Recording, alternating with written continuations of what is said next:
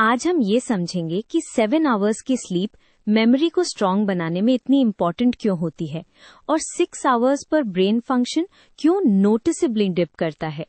हम सिर्फ फैक्ट्स नहीं, अंदर का मैकेनिज्म भी कनेक्ट करेंगे। Let's use a simple diagram to make the relationship easier to see. सबसे पहले मेमोरी कंसोलिडेशन का मतलब क्लियर कर लेते हैं। जब आप दिन में कुछ नया सीखते हो, वो मेमोरी पहले फास्ट स्टोरेज जैसी जगह पर टेम्परेरीली होती है।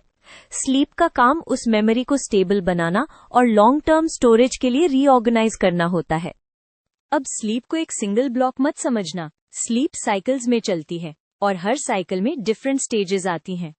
अर्ली नाइट में डीप नॉन रेम ज्यादा होता है और लेट नाइट में रेम ज्यादा होता है। इस टाइमिंग का मेमोरी से डायरेक्ट कनेक्शन है, इसलिए ड्यूरेशन मैटर करता है।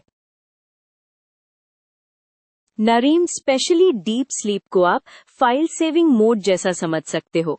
इस स्टेज में ब्रेन पैटर्न्स को रिप्ले करता है, जैसे हिपोकैम्पस से कॉर्टेक्स तक इंफॉर्मेशन ट्रांसफर हो रही हो।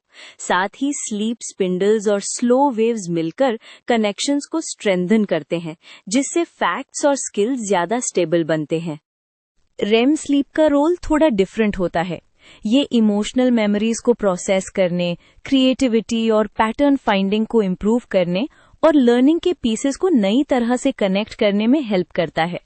इसलिए अगर रेम कट हो जाए, मूड रेगुलेशन और कॉम्प्लेक्स लर्निंग दोनों सफर कर सकते हैं। अब समझो 7 आवर्स क्यों स्पेशल फील होता है। एवरेज पर्सन को 7 आवर्स के अराउंड मल्टीपल फुल साइकिल्स मिल जाते हैं, जिसमें इनफ डीप एनआरईएम भी आता है और लेट नाइट रेम भी।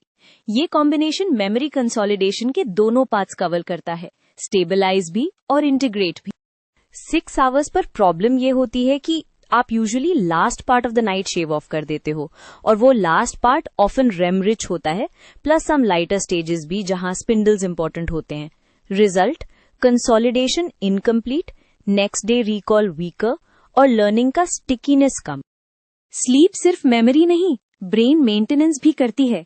डीप स्लीप के time glymphatic system waste products clear करता है और हार्मोन्स का बैलेंस बेटर होता है।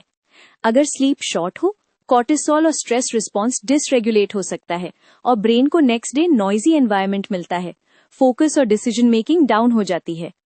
इसलिए 6 आवर्स का इम्पैक्ट आपको ब्रेन फंक्शन में दिखता है: attention, working memory, reaction time और प्रीफ्रंटल कंट्रोल। एक कॉमन पिटफॉल ये है कि लोग सोचते हैं मुझे फील ओके हो रहा है, बट परफॉर्मेंस टेस्ट्स में ड्रॉप होता है और क्यूमुलेटिव स्लीप डेट से अफेक्ट और स्ट्रांग हो जाता है। To wrap up, memory formation में पहले एनकोडिंग होती है जब आप लर्न करते हो, फिर स्लीप की ड्यूरिंग कंसोलिडेशन होती है, एनरेम से स्टेबलाइजेशन और ट्रांसफर, रेम से इंटीग्रेशन और इमोशनल प्रोसेसिंग। 7 आवर्स ज्यादा रिलायबली ये फुल पैकेज देता है, जबकि 6 आवर्स में की स्टेजेस कट हो सकते हैं और brain next day less efficient चलती है।